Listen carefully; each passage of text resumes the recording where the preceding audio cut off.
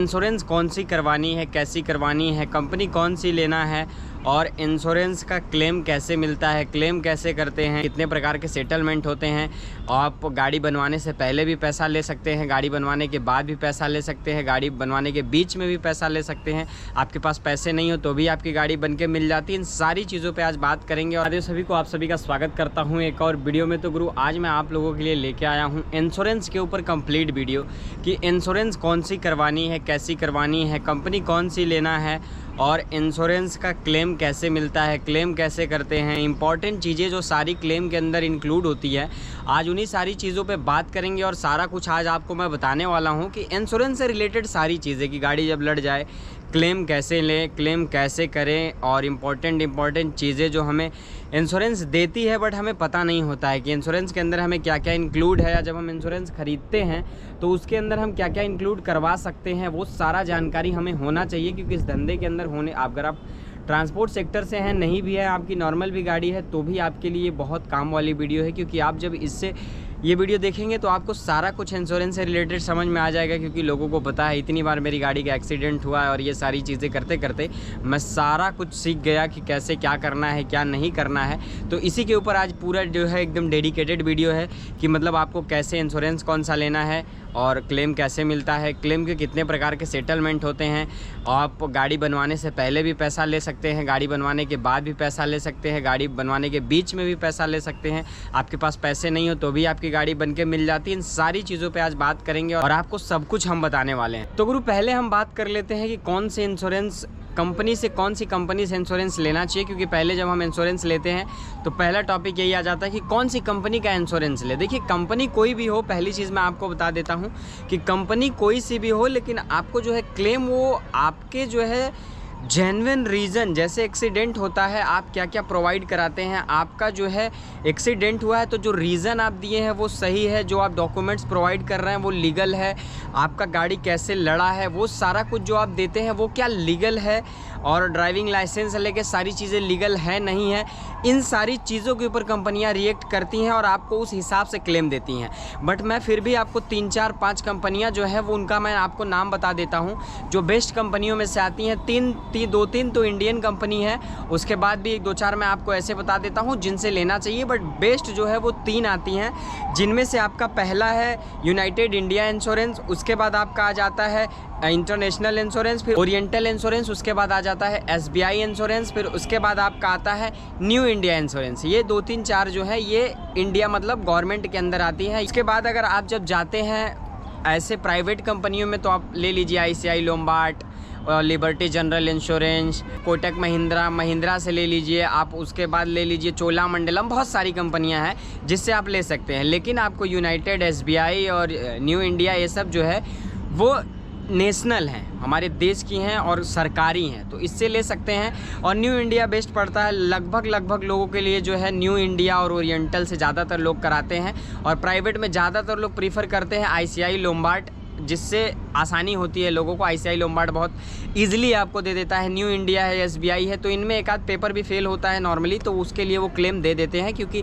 Claim settlement के लिए paper का होना ना होना ये मतलब बस खाली आपका जो है क्लेम कैंसिल करने के लिए कंपनियां ऐसे करती हैं, बट ये मिल जाता है। तो आपको कौन सा इंश्योरेंस लेना चाहिए आपको समझ में आ गया।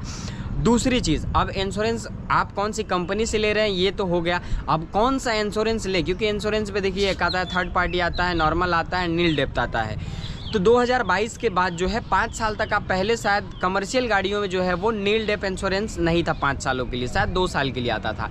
बट अब जो है वो बढ़ा के 5 साल कर दिए गए। 5 साल तक आप अपनी गाड़ी का नील डेप इंश्योरेंस करा सकते हैं। तो आप जब पिकअप खरीदते हैं या कोई भी कमर्शियल गाड़ी जो लाइट गुड्स में आती है, LGV में आती है, आप उसके लिए नील डेप्थ ही इंश्योरेंस खरीदें, ताकि इससे आपको एक भी रुपये इंश्योरेंस कंपनियों को देना नहीं होता है। सिर्फ और सिर्फ 1000 से 1500 रुपये पेपर चार्ज देना पड़ता है।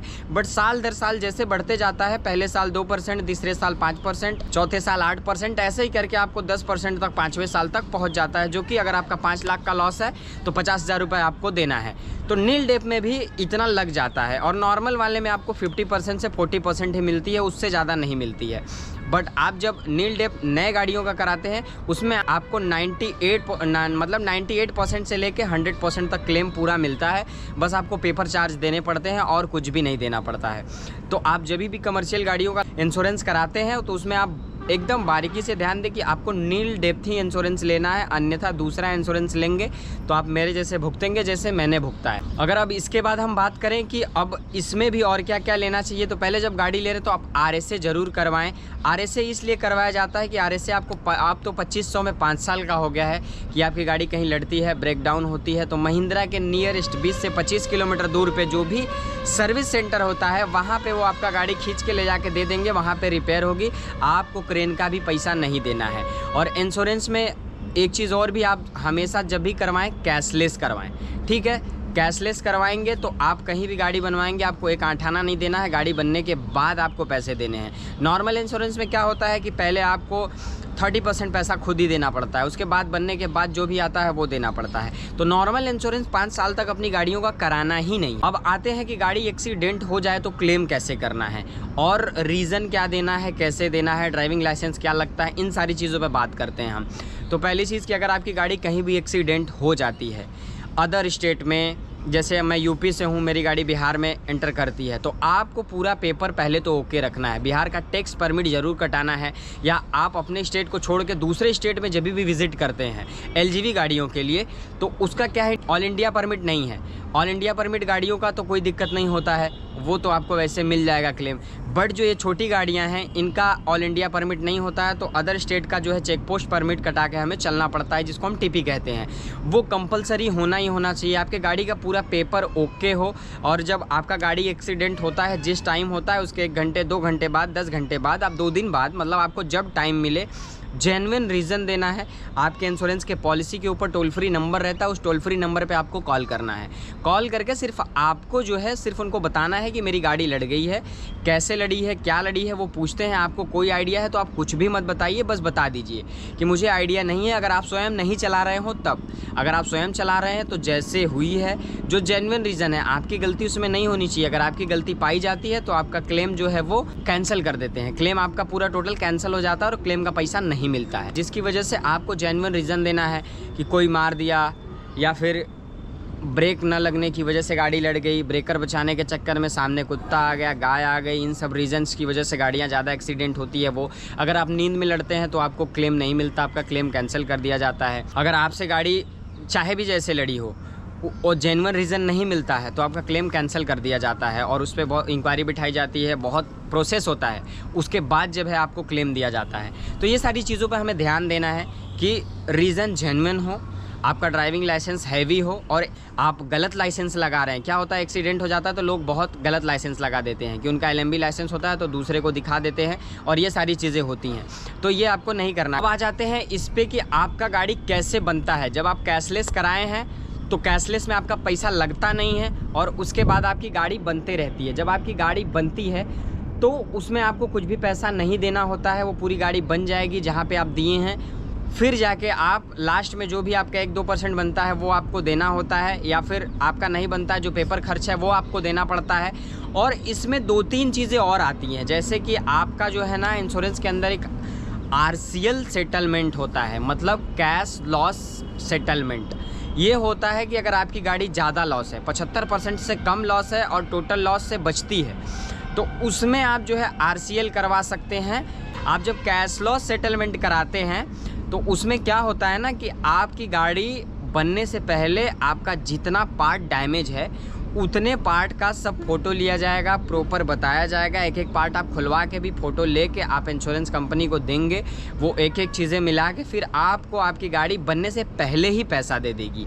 एक RCL सेटलमेंट हो गया आपका कैश लॉस सेटलमेंट। इसमें आपका जो है इंश्योरेंस आगे भी कंटिन्यू रहता है और इसमें कोई दिक्कत नहीं आती। आपकी गाड़ी बन जाएगी जब फाइनल, उनको पूरा फ़ोटो जो है वो आप प्रोवाइड करा दीजिए। तो ये एक बहुत अच्छी सुविधा है कि आपको गाड़ी लॉस से पहले ही आपका मतलब गाड़ी बनने से पहले ही आपको पूरा पैसा देना पड़ा, कंपनी आपका पूरा जो है वो और पैसा दे देती है सेटलमेंट का। तो आप आराम से अपने हिसाब से, आपको अंदर बनवाना है तो बनवाइए, बाहर बनवाना है वहाँ बनवाइए। बट अगर आपका नील डेप्थ इंश्योरेंस है, जीरो जिसको हम बोलते हैं जीरो डेप्थ इंश्योरेंस, तो आप प्रीफर करें कि आप कंपनी के अंदर ही गाड़ी बनवाएं। और बस इंश्योरेंस में यही सारी चीज़ें हैं कि सेटलमेंट में पहले भी ले सकते हैं पैसा, बाद में भी ले सकते हैं।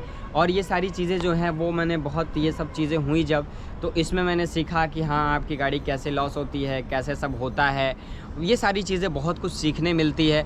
और भी मैं आपको एक दो चीज़ें बता देता हूँ, जैसे कि जब आपकी गाड़ी लड़ जाती है, आप क्लेम कर देते हैं, सब कुछ हो जाता है, आपकी गाड़ी में ज़्यादा लॉस है, तब आपको उनकी तरफ से एक सर्वेयर आएगा और एक इन्वेस्टिगेटर आएगा जो इन्वेस्टिगेशन करता है पूरा और टोटल वो बताएगा। सर्वेयर गाड़ी का सर्वे करके जाएगा और जो इन्वेस्टिगेटर आएगा उसमें वकील होता है, पुलिस होता है, वो सर्वेयर के ऊपर डिपेंड करता है। जो इंडिविजुअल सर्वेयर होता है वो भेजता है कि कैसे पुलिस से करवानी है, या फिर जब उनको डाउट लगता है कि आप उनको गलत रीज़न दिए हैं या ड्राइविंग लाइसेंस गलत बताए हैं, या गाड़ी हम अब लड़ी है राइट से, मैं बता रहा हूँ कि अब लेफ़्ट से लड़ गई, या कुछ अलग ही उलूल जुलूल जब मैं रीज़न देता हूँ उनको नहीं समझ में आता है, तो वो लोग तब जाके एक अलग सा सर्वेयर भेजते हैं, इन्वेस्टिगेटर भेजते हैं जो इन्वेस्टिगेशन करता है प्रॉपर लोकेशन पे जाके आके वो पूरा आपका फ़ोन लेगा।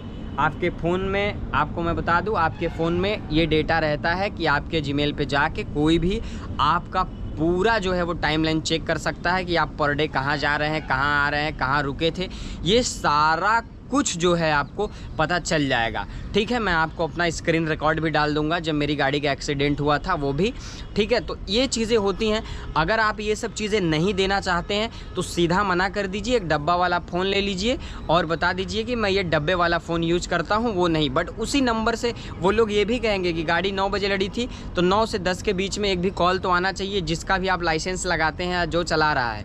तो आपको जो है ये सारी चीज़ें इसके अंदर इंक्लूड करके मिलती हैं कि आपको बताना पड़ेगा और उनको फ़ोन का आपको डिटेल देना पड़ेगा पूरा। जियो से वो लोग आपका कॉल डिटेल निकाल के, हालांकि ये देना तो नहीं चाहिए क्योंकि ये मेरा पर्सनल चीज़ है और ये मेरी प्राइवेसी है, ये राइट टू प्राइवेसी का केस भी बन जाता है उन पे कि आप भले मांग रहे हैं मैं अपनी मर्ज़ी से, लेकिन मैं नहीं दे सकता। आप इन्वेस्टिगेट करिए। लेकिन ये होता है कि ये सारी चीज़ें देने पे जब जेन्युइन आप पाए जाते हैं तो आपका सेटलमेंट जल्दी हो जाता है और आपके पैसे जल्दी मिल जाते हैं।